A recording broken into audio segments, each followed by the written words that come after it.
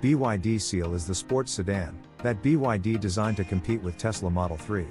It has the look and power that is on par with the Tesla Model 3, and its top model can do 0 to 100 km in 3.8 seconds.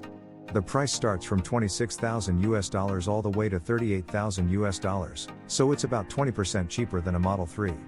But the competition stops just there. BYD Seal does not have the hardware and computing power to do advanced autopilot.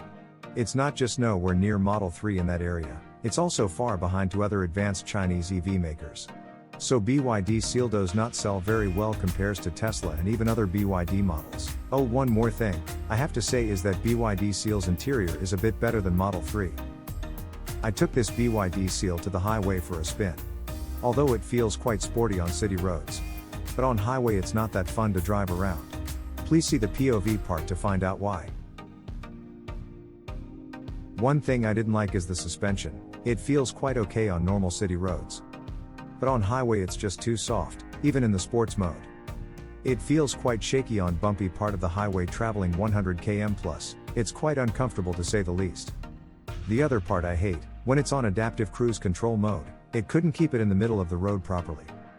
When the ACC had the driving wheel in control, the wheel was quite shaky in my hands.